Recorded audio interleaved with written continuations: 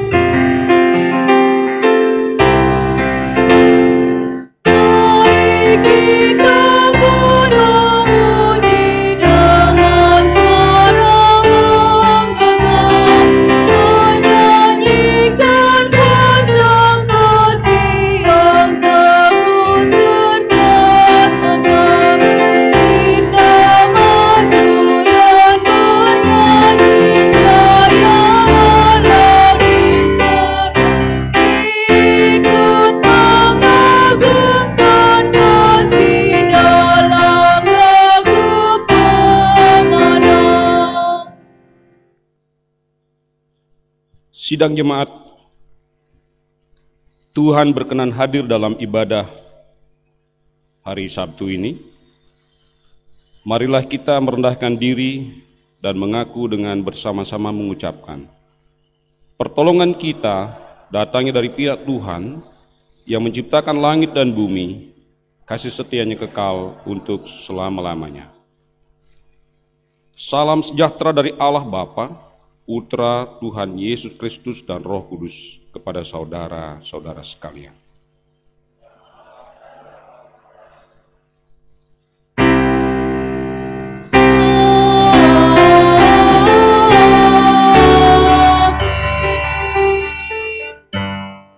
Saudara-saudara silakan duduk. Firman Tuhan yang menuntun kita dalam ibadah ini diambil dari Yohanes 12 ayat 24. Jikalau biji gandum tidak jatuh ke dalam tanah dan mati, ia tetap satu biji saja. Tetapi jika ia mati, ia akan menghasilkan banyak buah. Kita sambut dengan pujian Greeting to You.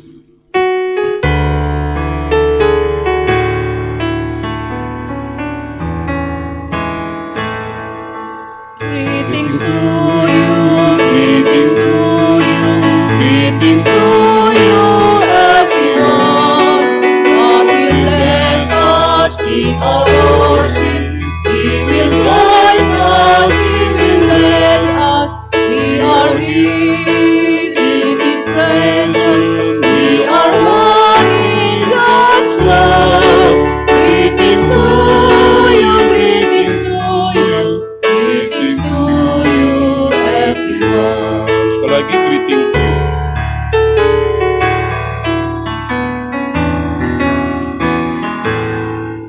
Greetings to you, greetings to you, greetings to you, everyone. God will bless us in our worship. He will guide us, He will bless us. We are here in His presence. We are one in God's love. Greetings to you, greetings to you, greetings to you, everyone. Lagu ini dibawakan oleh ibu-ibu dari negara negara Vanuatu di Asia Pasifik. Silahkan dipelajari lagi dan minggu depan kita akan pakai lagi sekali.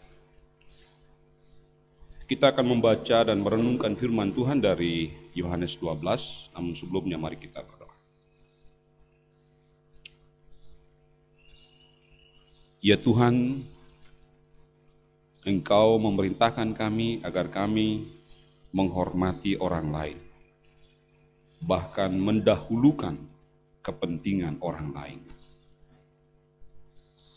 Semestinya kami beribadah pada hari Minggu, tetapi karena pada hari Minggu besok adalah Hari Raya Nyepi bagi seluruh penduduk di Pulau Bali ini, kami menghormati saudara-saudara kami yang merayakan Hari Raya Nyepi, dan kami memindahkan ibadah kami dari hari Minggu ke hari Sabtu. Berkenanlah kiranya Engkau hadir dan menyapa kami sekalian dengan firman. Ialah firman ini akan meneguhkan iman kami dan memotivasi kami untuk semakin giat di dalam kami melayani Tuhan. Dalam nama Tuhan Yesus Kristus. Amin.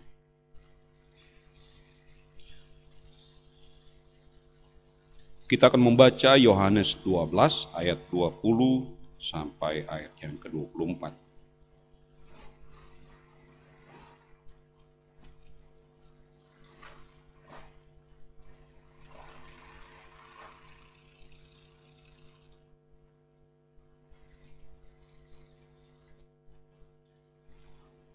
Demikian bunyi firman Tuhan. Yesus memberitakan kematiannya. Di antara mereka yang berangkat untuk beribadah pada hari raya itu, terdapat beberapa orang Yunani. Orang-orang itu pergi kepada Filipus yang berasal dari Betsaida di Galilea, lalu berkata kepadanya, "Tuan, kami ingin bertemu dengan Yesus." Filipus pergi memberitahukannya kepada Andreas. Andreas dan Filipus menyampaikannya pula kepada Yesus. Tetapi Yesus menjawab mereka, katanya, "Telah tiba saatnya Anak Manusia dimuliakan. Aku berkata kepadamu, sesungguhnya jikalau biji gandum tidak jatuh ke dalam tanah dan mati, ia tetap satu biji saja. Tetapi jika ia mati, ia akan menghasilkan banyak buah." Saudara, sampai disitulah pembacaan firman Tuhan. Berbahagialah setiap orang yang memelihara firman ini dalam kehidupannya. Hosiana. Hosiana, Hosiana, Hosiana.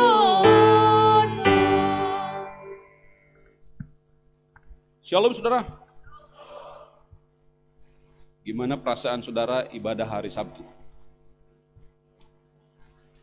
Sama aja ya? Nggak ada bedanya ya? Dulu sebelum kebangkitan Tuhan Yesus, orang-orang Yahudi beribadah pada hari Sabtu atau pada hari Sabat. Ingat dan kuduskanlah hari Sabat. Sabat itu Sabtu. Jadi kalau sekali-sekali kita kembali kepada tradisi yang lama, saya kira sama saja, nggak ada persoalan. Dan saya berharap nanti saudara besok ikut nyepi ya. Saya merencanakan nyepi di ruangan doa. Dan saya mau mendengarkan suara Tuhan di situ. Kemarin kami majelis jemaat luar biasa. Saya harus akui majelis jemaat harian. Ada 3 orang saudara berdoa dari jam 12 malam sampai jam 1. Itu terlahir dari kesaksian saya. Saya sudah 3 bulan, sudah menjelang 4 bulan di sini, kemudian membuat laporan triwulan. Jadi saya membuat laporan triwulan kerja saya di sini. Kemudian ya teman-teman sudah melihat ada 10 pekerjaan yang sangat luar biasa yang kita sudah lakukan. Di antaranya kantong yang tadinya 3, kita jadikan 1. Dari 3 ke 1, dalam pikiran kita pasti akan turun. Tapi kenyataannya sama. Bahkan ada peningkatan. Situasinya masih sama. Masih dalam pandemi COVID-19. Yang berikut, kita ibadah sekali jam 8, kemudian kita coba sore hari, dan kita coba lagi di pagi hari. Ternyata dapat berjalan juga dengan baik. Yang berikut kita lihat screen kita di sebelah kiri saya. Kalau saudara di sebelah kanan itu kurang bisa berfungsi dengan baik. Tapi kalau ini bagus, ini masih bagus. Dan kita rindu untuk memberi pelayanan yang terbaik untuk Tuhan dan juga untuk warga jemaat yang datang ibadah. Nah, saudara lihat dalam laporan jemaat itu untuk membeli 3 TV ya. 3 TV yang besar, 65 inch, ada di bawah 1, dan 2 TV monitor. Tidak ada dalam anggaran program tahun 2021. Tetapi itu kebutuhan. Dan kemudian Tuhan mengetahui kerinduan hati kita, dan Tuhan sendiri yang jawab. Hari ini sudah terpasang dengan baik. Dan masih ada hal-hal lain yang sangat luar biasa. Termasuk juga respon jemaat yang luar biasa. Di antaranya misalnya, bagaimana kita bisa menyediakan beras untuk mereka yang kekurangan, yang terkena dampak langsung. Saya waktu masih di sinode dengan Pak Bishop ya, hari ini jadi Bishop, waktu itu beliau jadi Sekub. Dampak COVID ini luar biasa. Ada orang yang punya mobil, rumah bertingkat, tetapi tidak ada makanan.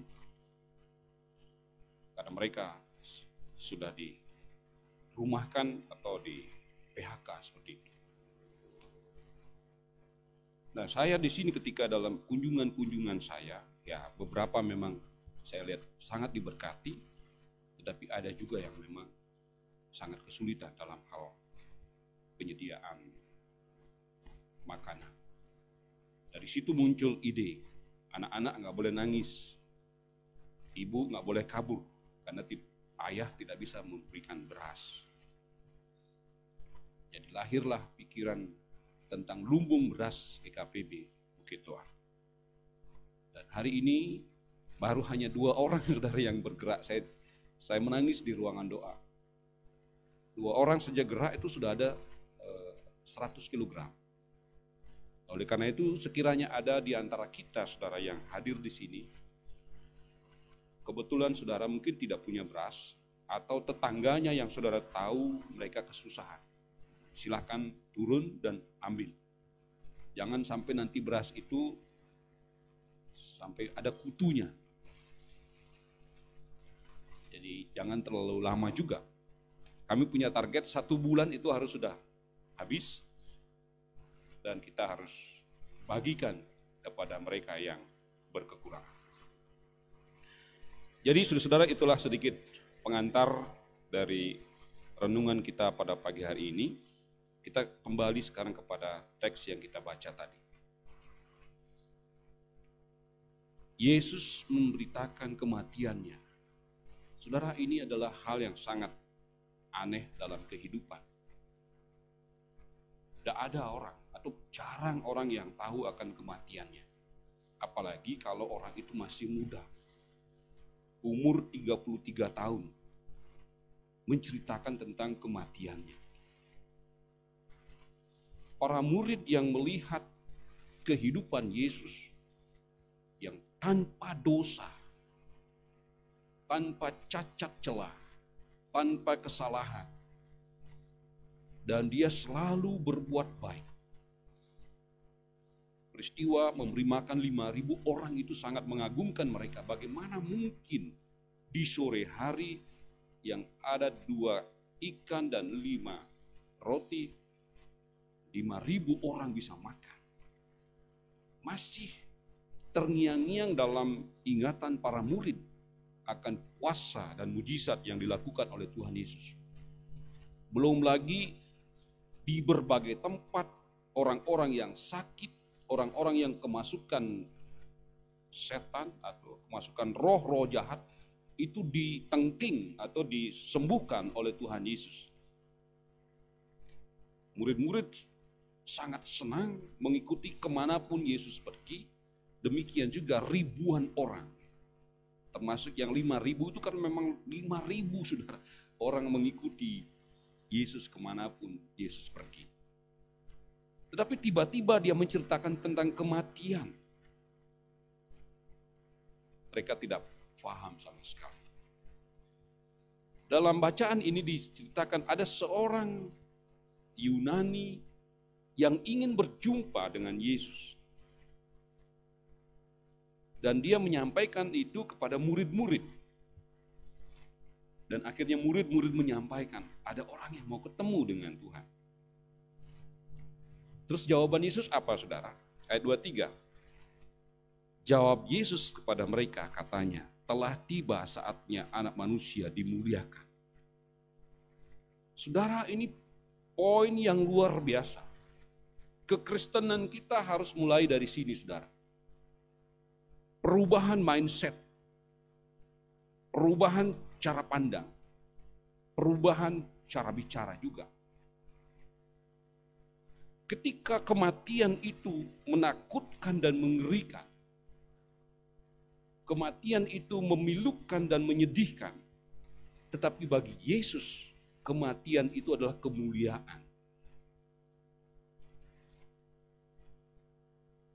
Kita biasanya kan kalau ada sesuatu yang sulit kita hadapi dalam hidup kita, kita sudah mengeluh, dan kita mencari penyebabnya. Oh ternyata, sakit saya ini adalah kiriman kuasa gelap.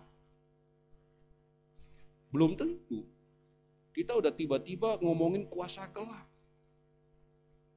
Padahal sakit itu bisa terjadi karena emosi kita. Karena kata-kata kita yang tidak membangun. Dan pikiran kita juga yang tidak terlepas dari pikiran-pikiran seperti itu. Saya coba cek dulu di sini ada nggak, nanti jangan-jangan orangnya ada sehingga saya bisa disalahkan. Saya cari dulu. Saya lihat-lihat. Oh, tidak ada. Satu malam saudara ada satu keluarga datang. Ibu-ibu, istrinya ini sakit. Pokoknya sakit.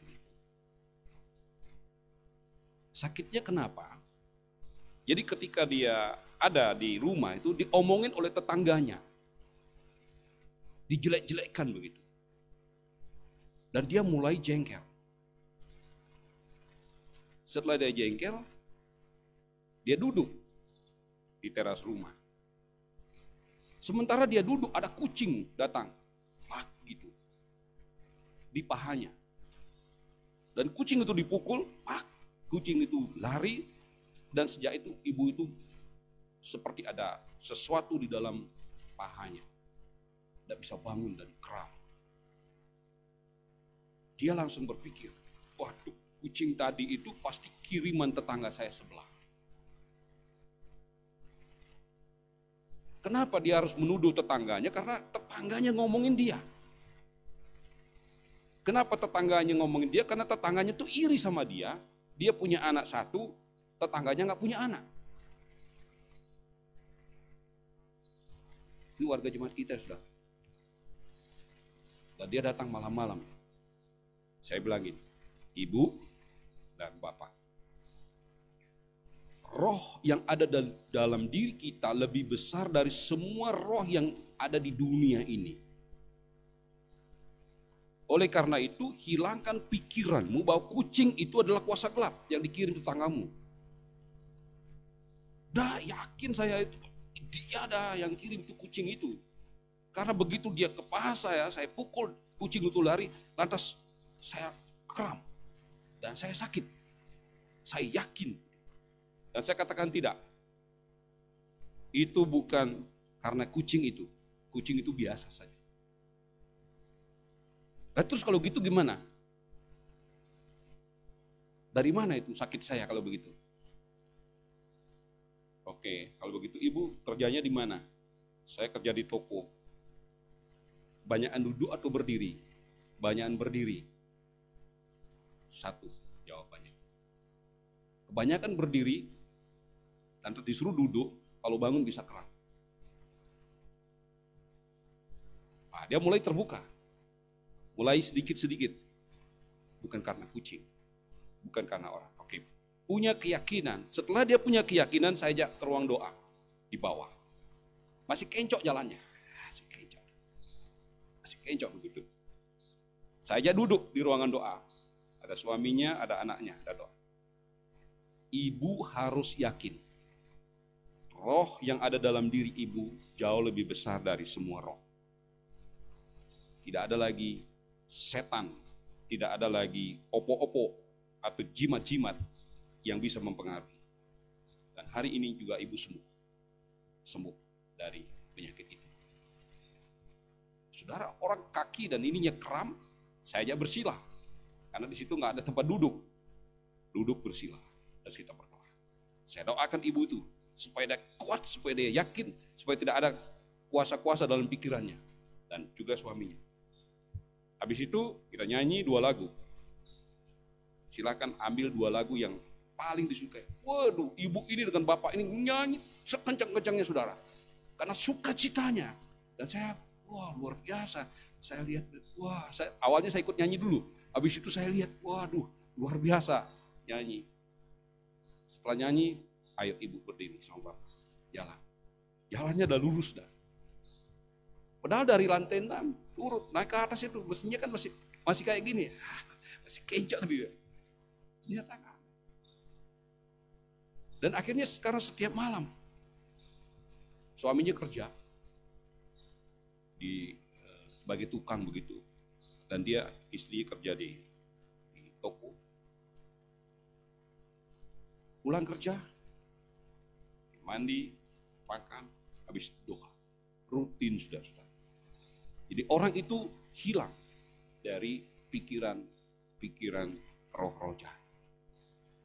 Yesus mengajarkan kita untuk mengubah kematian itu menjadi kemuliaan. Poin yang kedua yang kita bisa tangkap dari sini adalah, saudara kalau mengalami penganiayaan, tekanan, penolakan, dan berbagai hal karena saudara melakukan kebenaran, jangan takut. Tetap jalan. Kalau saudara benar melakukan kebenaran, melakukan kebaikan, melakukan misi Allah dalam hidup saudara, di rumah tangga saudara, di tempat kerja saudara, di tengah-tengah masyarakat, dan saudara seolah-olah akan jatuh, akan ditinggalkan orang, dan sebagainya. Saudara jangan takut. Itu adalah kemuliaan. Saudara masuk di dalam kemuliaan Tuhan. Telah tiba saatnya manusia, anak manusia dimuliakan. Sebenarnya sebentar lagi, ini kalau hitung hari saudara, 4 hari lagi atau 5 hari lagi paling lama. Mereka berada di Bitinia atau Betania, yang jaraknya kurang lebih 5 kilo dengan Yerusalem. Yesus masih ada di situ dengan murid-murid. 5 hari lagi perayaan Hari Raya Paskah. Yesus tahu bagaimana dia akan dikhianati oleh muridnya, salah satu dari muridnya. Bagaimana dia akan ditinggalkan dan sebagainya. Tetapi dia memberi pengajaran. Itu adalah proses di mana dia dimuliakan. Poin yang ketiga saudara, tentang biji yang jatuh. Yang menjadi introitus kita tadi, sekaligus di ayat 24. Sesungguhnya jikalau biji gandum tidak jatuh ke dalam tanah dan mati, ia tetap satu biji saja. Tetapi jika ia mati, ia akan menghasilkan banyak buah. Untuk satu kehidupan yang baik, harus ada pengorbanan. Untuk bibit yang baik bagi generasi berikutnya, harus ada satu bibit unggul yang mati. Itulah yang digambarkan oleh kematian Yesus. Oleh satu orang manusia berdosa dan oleh satu orang manusia yang rela mati demi dosa itu, manusia dipulihkan. Pada poin ini berbicara tentang pengorbanan. Saudara, hal-hal ini akan terus terjadi di sepanjang gereja Tuhan. Dalam rumah tangga, kalau tidak ada yang mengalah, kalau tidak ada yang berkorban di situ, pasti akan terjadi perang setiap hari, bentrokan demi bentrokan. Tetapi kalau misalnya yang satu lagi ngegas dia, lagi tensinya tinggi, mungkin 200 tekanan darahnya tinggi, yang satu diam aja dulu. Tapi nggak usah ngeledek. Kalau ngeledek dia tambah naik lagi, entar stroke nanti. Wajahnya yang ganteng, yang cantik, tiba-tiba ngomongnya udah nggak owner gitu ya. Kasihan jadinya. Jadi orang yang berkorban itu harus dihargai. Kristus mengorbankan dirinya menjadi benih bagi timbulnya benih yang lain. Ia tetap satu biji. Kalau dia tetap satu biji, maka tidak ada artinya. Tapi kalau biji itu jatuh dan menghasilkan banyak buah, bukan sedikit saudara, banyak buah. Oleh karena itu saudara-saudara, jangan takut menderita, jangan takut menjadi korban, jangan takut quote-unquote disalibkan. Kalau memang itu harus sudah terjadi dalam hidup saudara, jalani dengan penuh keikhlasan. Ini jalan Tuhan yang harus saya lalui. Saudara kalau boleh memilih, saudara, saya pengalaman. Selesai di sinode orang bertanya, Pak mau kemana? Setahun sebelum ke sinode, sebelum selesai di sinode, ada kompetisi saudara. Dari 9 sinode di Indonesia ini. Dari kompetisi itu merebutkan satu kedudukan yang sangat penting di Jerman. Evangelism, Mission in Solidarity, EMS. Itu adalah partner kita sejak 50 tahun lalu. Membutuhkan seorang sekretaris untuk wilayah Indonesia. Dan itu prestis banget saudara. Bekerja di kantor EMS itu global, dunia. Dan kompetisi itu terjadi di Manado, di kantor sinode Gemim di Manado, saudara. Saya dipercaya oleh Gereja Bali untuk menjadi mewakili dari Gereja Bali. Di situ 6 sinode berkompetisi, sedangkan yang lainnya tidak ambil bagian karena mereka sudah ada posisi-posisi yang bagus. Dari hasil kompetisi itu, saya dapat rekomendasi, hanya satu rekomendasi yang dikeluarkan dari Gereja Bali, yaitu saya sendiri. Nggak usah ngomongin gaji, sudah. Nggak usah ngomongin yang lain-lain. Prestis, kehormatan, traveling ke seluruh dunia. Tapi apa yang terjadi ketika saya sudah ditetapkan, lantas saya sudah selesai jadi ketua sinode, saya kena COVID, saudara. Kemudian setiap kali mau terbang ke Jerman, di Jerman belum dibuka bandaranya. Mundur lagi 2 bulan, mundur lagi, dan akhirnya sampai tiba pada mutasi. Oleh karena itu, ada hikmat Tuhan bagi majelis sinode harian untuk menentukan. Dan saya ditentukan di Nusa Dua. Pada saat itu sebenarnya posisi saya adalah ke Jerman, hanya menunggu kapan bandara internasional itu dibuka. Bahkan Jerman sudah siap mengirimkan satu pendeta atau satu tenaga untuk mengajari saya khusus bahasa Jerman dalam 1 tahun. kalau misalnya pandemi ini berkepanjangan. Tetapi itulah cara Tuhan. Saya tidak jadi ke Jerman. Kemudian dalam sidang MSL yang dua periode lalu, atau dua yang sudah lewat, saya di situ mengundurkan diri. Saya lebih memilih untuk tetap di Nusa Dua ketimbang saya menunggu. Mengapa saya memutuskan begitu, saudara? Dan ini sangat mengagetkan bagi semua karena harus menghitung ulang lagi siapa yang harus berangkat dan sebagainya. Saya menemukan bahwa memang rupanya saya harus dipanggil oleh Tuhan di sini. Dan saya mencintai jemaat ini. Saya mencintai pekerjaan Tuhan yang Tuhan kasih. Dari segi ekonomi, saudara, sebenarnya ya ada pengorbanan. Ada pengorbanan karena ya jelas beda ketika kita bekerja di Jerman dengan di sini. Tetapi firman Tuhan mengatakan bukan itu. Tujuannya kita tidak hanya semata-mata uang, tidak semata-mata ekonomi, tidak semata-mata materi. Ada kesukacitaan lain. Ketika orang yang blind, ya, buta, tidak melihat, menjadi bisa melihat. Ketika orang tidak bisa bangun, menjadi bangun. Ketika wawasan orang tertutup menjadi terbuka, itu tidak ada harganya. Pelayanan yang seperti itu luar biasa. Dan itu adalah sebuah kemuliaan. Dan saya menikmati sebuah kemuliaan dalam pelayanan saya di GKPB Bukit Doa. Sehingga kadang-kadang teman-teman lihat, ini biasanya tuh orang kalau sudah selesai menjabat dalam jabatan yang paling tinggi, itu akan post power syndrome. Jadi akan banyak hal yang menjadi sulit dalam dirinya. Akan cenderung ingin berkuasa, cenderung ingin menguasai, cenderung ingin tampil. Tapi itu sudah diubahkan oleh Tuhan. Dan saya menjadi seorang hamba. Saya harus ngepel, saudara. Kadang-kadang saya harus ngepel di sini karena burung di situ kayaknya masih ada. Lantas dan saya kasihan sama Ben.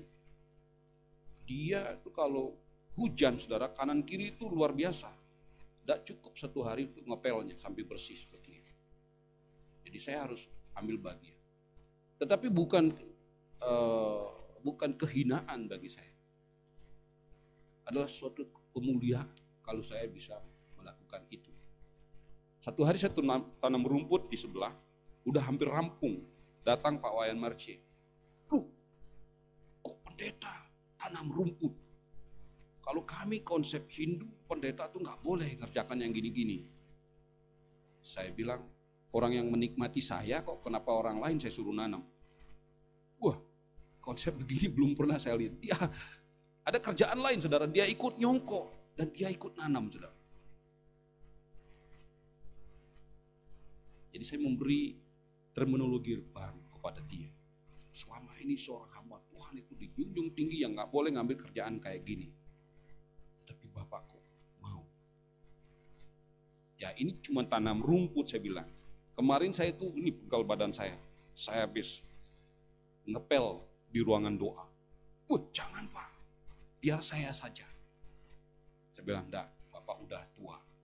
Bapak encok nanti kalau Bapak ngepel di 12 ruangan itu. Biar saya saja. Yesus, saudara, saya melakukan itu bukan dengan paksa. Bukan juga dengan duka. Saya melakukan sebagai tanggung jawab seorang hamba Tuhan terhadap rumah Tuhan. Yang harus dibersihkan. Yang harus dirawat. Dan itu adalah simbol sebenarnya saya ingin merawat setiap jiwa dari jemaat ini. Jiwa yang luka, jiwa yang haus akan kebenaran, jiwa yang menjerit karena situasi yang sangat sulit. Jadi apa yang saya kerjakan itu adalah simbolisasi terhadap kehausan dan kerinduan jemaat. Dan bagi saya itu adalah kemuliaan. Saya berharap saudara, ketika saudara mengalami penderitaan, ketika saudara mengalami kesusahan, perasaan tidak enak karena melakukan kebenaran, karena melakukan firman Tuhan, jangan berputus asa. Tuhan sedang memuliakan saudara. Saudara sedang diangkat oleh Tuhan ke hadiratnya yang kudus. Oleh karena itu, mari kita rubah mindset kita. Kematian bukanlah satu hal yang menakutkan. Penderitaan di dunia ini bukanlah satu hal yang harus kita hindari. Tetapi kita merubah mindset kita. Kita melihat di situ ada campur tangan Tuhan. Ada kemuliaan Tuhan. Kiranya Roh Kudus bekerja, menolong, dan memberkati saudara sekalian. Amin. Mari kita satu.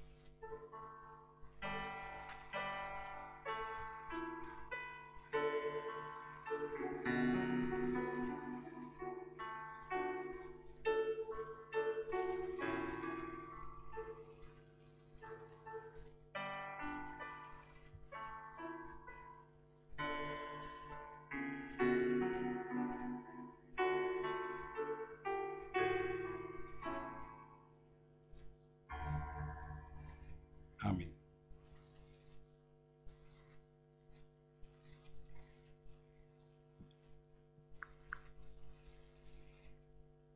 Saya undang jemaat untuk berdiri. Bapak, Ibu, saudara-saudari yang dikasihi oleh Tuhan, marilah bersama dengan orang percaya di segala abad dan tempat kita mengakui iman dengan mengucapkan pengakuan iman rasuli. Aku percaya kepada Allah, Bapa yang Maha Kuasa, langit dan kepada Yesus Kristus, Anak yang tunggal Tuhan kita, yang dikandung daripada Roh Kudus, lahir dari anak darah Maria, yang menderita di bawah pemerintahan Pontius Pilatus, disalibkan, mati dan dikuburkan, turun ke dalam kerajaan maut. Pada hari yang ketiga, bangkit pula dari antara orang mati, naik ke sorga, duduk di sebelah kanan Allah, Bapa yang Maha Kuasa, dan akan datang dari sana untuk menghakimi orang yang hidup dan yang mati. Aku percaya kepada Roh Kudus, gereja yang kudus dan am, persekutuan orang kudus, pengampunan dosa, kebangkitan daging, dan hidup yang kekal. Jemaat, silahkan duduk kembali. Saya minta waktunya sebentar untuk membacakan warta ke depan. Yang pertama adalah ucapan terima kasih. Majelis mengucapkan terima kasih kepada pertama, seluruh penata layanan yang telah ambil bagian dalam pelayanan minggu ini. Yang kedua, Ibu Ita Yopius yang telah menyumbangkan beras sebanyak 75 kg dan 2 tempat untuk lumbung beras Bukit Doa. Yang kedua, keluarga Bapak Hernando Utapea yang telah menyumbangkan beras sebanyak 25 kg untuk lumbung beras Bukit Doa. Tuhan Yesus sebagai kepala gereja akan memberkati keluarga, pekerjaan dan pelayanan dari Bapak Ibu sekalian. Yang berikutnya itu poin 2 dan 3 Bapak Ibu bisa lihat di dalam warta. Poin keempat juga saya akan bacakan ke poin ke-6, itu tentang lumbung beras jemaat Bukit Doa. Untuk membantu jemaat kita yang kekurangan dalam hal makanan pokok di masa pandemi ini, maka majelis telah sepakat untuk menyediakan lumbung beras di gereja. Saat ini sudah terkumpul 10 kg beras. Silahkan bagi jemaat yang membutuhkan bisa mengambil di gereja setiap hari kerja, masing-masing kepala keluarga 5 kg. Poin ke-7, janji iman jemaat. Bapak Ibu jemaat Bukit Doa yang diberkati Tuhan, kartu janji iman jemaat untuk pelunasan cicilan hutang di Bank BPR MBM sudah tersedia di kantor sekretariat gereja. Jemaat bisa mengambilnya dan janji iman bisa dicicil per bulan sebagai komitmen kita dalam pelunasan hutang tersebut. Data jemaat yang telah ambil bagian dalam janji iman bisa dilihat di akhir warta jemaat ini. Yang selanjutnya itu poin 8, 9, 10, dan 11 Bapak Ibu bisa lihat dalam warta.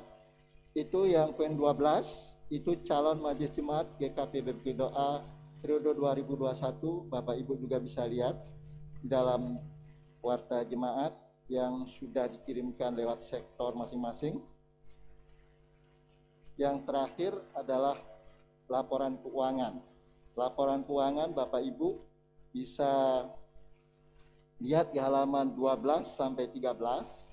Bila ada hal-hal yang perlu dipertanyakan mengenai laporan keuangan, Bapak Ibu bisa langsung ke bendahara gereja atau ke sekretariat gereja untuk memberikan masukan dan saran.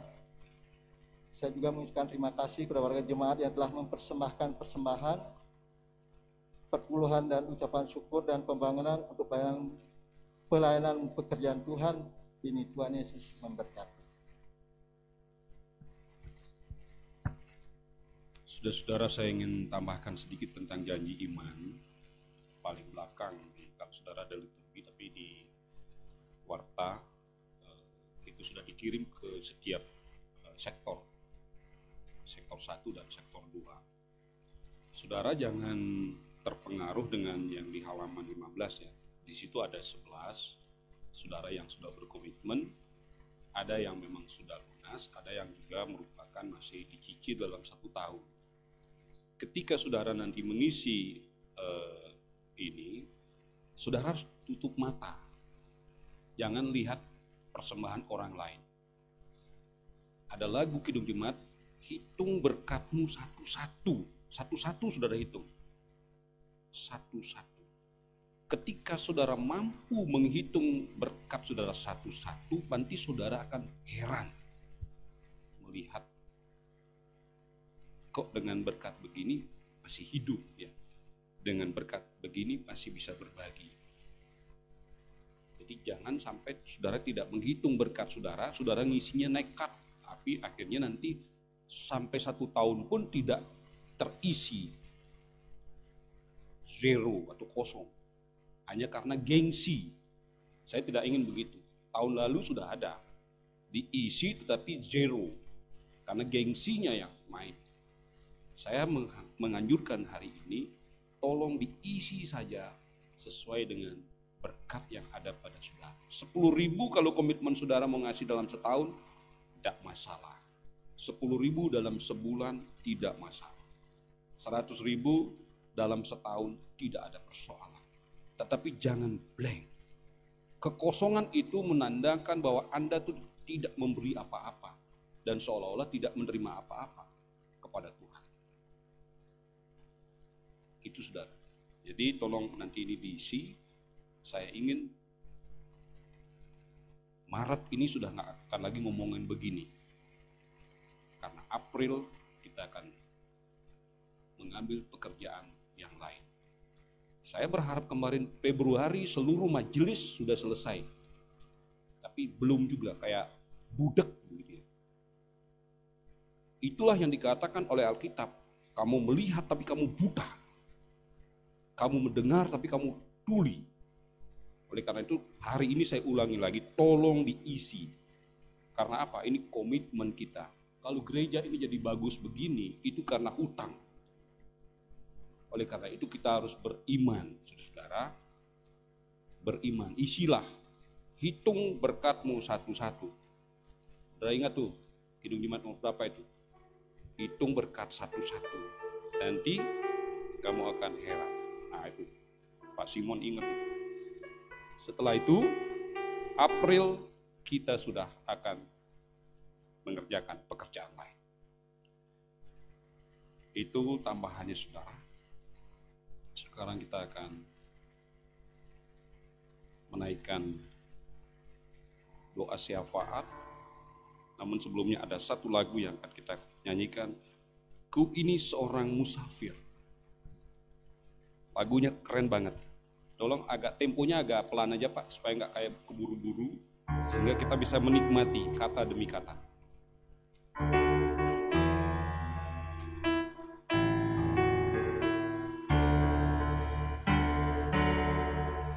Ku ini seorang musafir, mengembang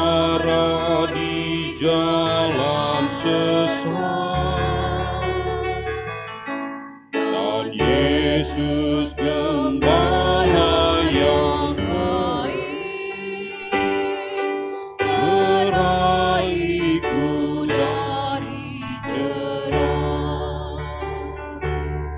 Kebajikan kemurahan mengikut aku di sepanjang umur hidupku. Kebajikan kemurahan mengikut aku di sepanjang umurku.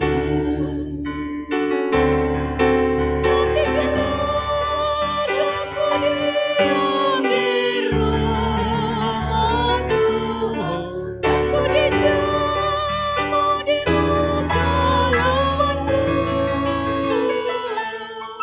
Kebajikan kemurahan mengikut aku di sepanjang umurku. Di lembah gelap ku berjalan, Juru Selamat menyertaiku. Tangannya memberi perlindungan sampai ke rumah Tuhanku. Kebajikan kemurahan mengikut aku di sepanjang umur hidupku. Kebajikan kemurahan mengikut aku di sepanjang umurku.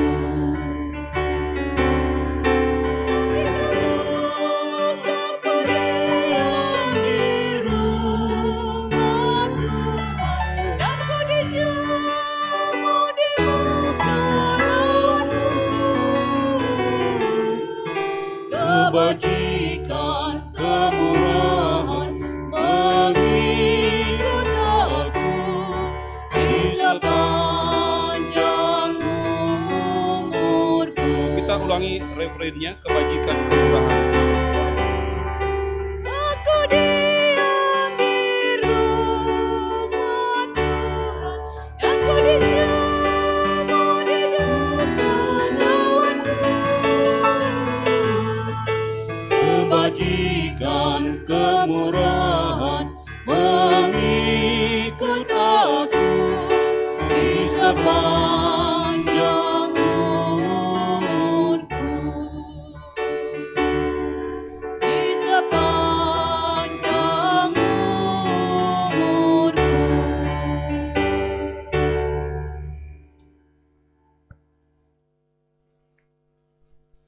Ketika kami hidup mengikuti firman, ketika kami setia melakukan semua tugas yang Engkau berikan kepada kami, maka kebajikan dan kemurahan Tuhan akan melingkupi kami seumur hidup kami. Oleh karena itu, tuntunlah kami, ya Tuhan, untuk menjadi orang-orang yang setia, orang-orang yang patuh dan taat akan firman. Dan firman Tuhan yang kami telah dengar hari ini, materaikanlah itu dalam hati kami, supaya firman itu bertumbuh dan menghasilkan buah yang menyukakan hatimu. Kami berdoa untuk GKPB, Gereja Kristen Protestan di Bali, dengan seluruh pelayanannya yang dikerjakan melalui kantor sinode, pelayanan di kantor sinode, pelayanan di departemen-departemen, pelayanan di yayasan-yayasan, sekolah-sekolah, dan seluruh unit-unit pelayanan gerejamu di Pulau Bali ini. Tuhan sertai dari Bapak Bishop, Sekum Bendahara, para kadep dan kabin, dan seluruh hamba-hamba Tuhan, para pendeta dan vikaris yang melayani Tuhan. Tuhan Yesus kiranya memberkati dan melindungi mereka. Kami berdoa untuk bangsa dan negara kami Indonesia. Kami bersyukur ya Tuhan,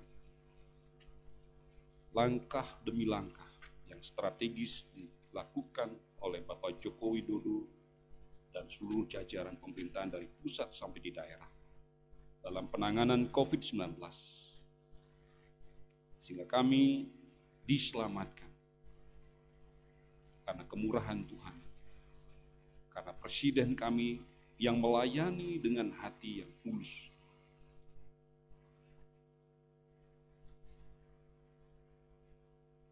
Dan kami sudah mendengar berita bahwa pariwisata di Pulau Bali ini akan dibuka, khususnya untuk Nusa Penida, Nusa Dua, Sanur, dan juga Ubud. Ialah dari sini akan bergerak ke daerah-daerah lain, sehingga keadaan kami akan pulih kembali. Tapi tolong kuatkan kami, supaya kami tidak takabur. Sekalipun mungkin kami sudah mendapatkan vaksin, kami tetap disiplin melakukan protokol kesehatan dimanapun kami bekerja. Akhirnya dengan cara begini, kami dapat memutus mata rantai penyebaran COVID-19. Kami berdoa ya Tuhan untuk pergumulan jemaat-Mu, PKPB Jemaat Bukit Doa, yang bersyukur karena hari kelahiran ulang tahun dan pernikahan, yang bersyukur karena masih bisa bertahan dalam situasi sulit ini. Tuhan, terimalah syukur kami. Kalau yang sakit, kiranya Engkau menyembuhkan mereka, khususnya hamba-Mu, Pendeta Paulina yang masih dalam pemulihan dan beberapa kali harus mengikuti kemoterapi. Tuhan, berikan dia kekuatan dan penghiburan, sehingga di bulan April yang akan datang, selesai masa cutinya, dia siap untuk melayani Tuhan di tengah-tengah jemaat.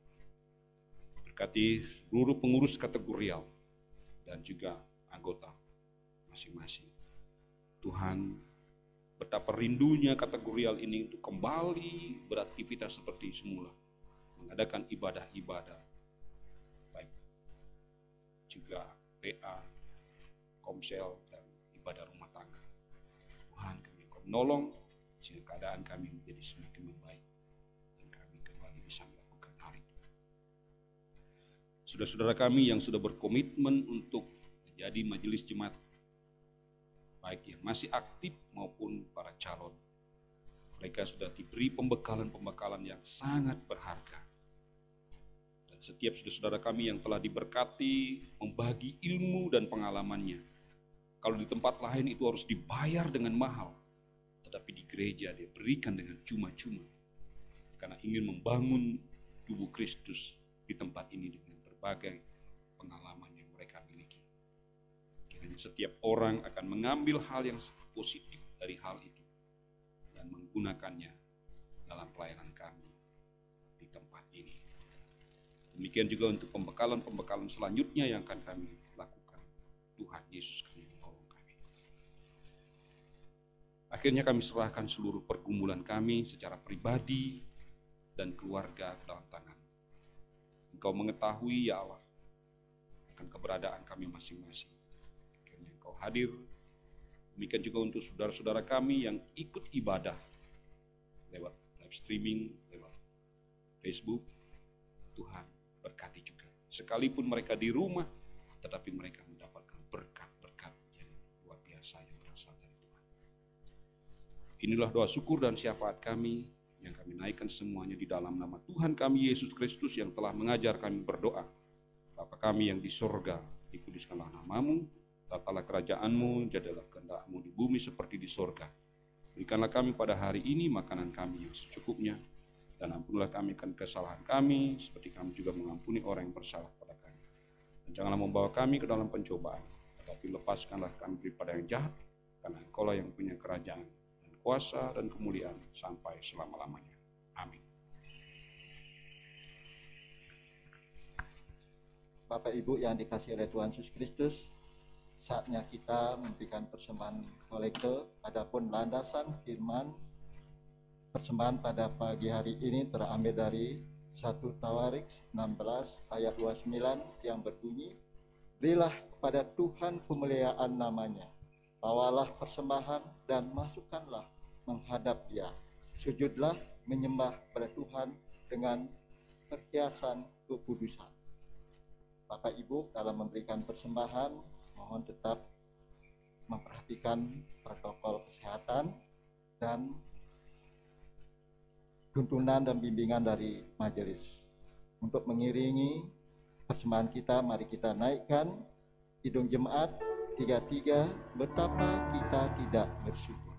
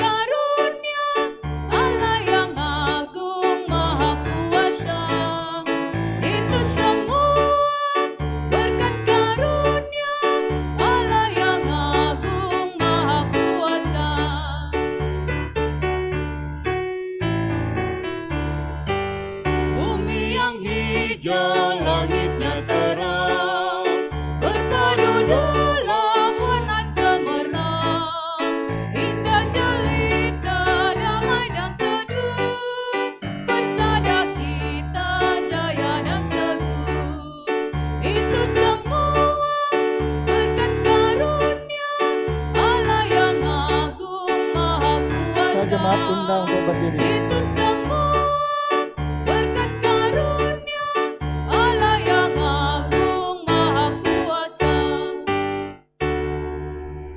Mari kita berdoa. Tuhan Yesus, terima kasih Tuhan atas penyertaan Tuhan pada kami semua, atas penjagaan Tuhan sehingga kami selalu dalam perlindungan Tuhan.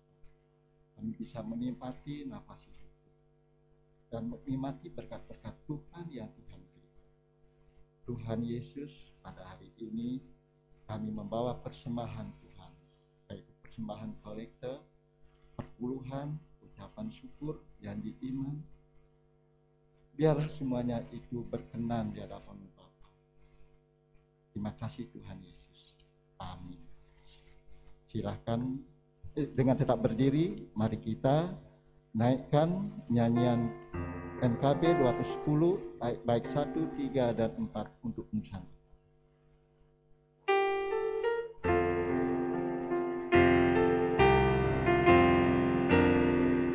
Ku utus kau mengabdi tanpa pamrih, berkarya terus dengan hati teguh. Meski dihina dan menanggung duka, ku utus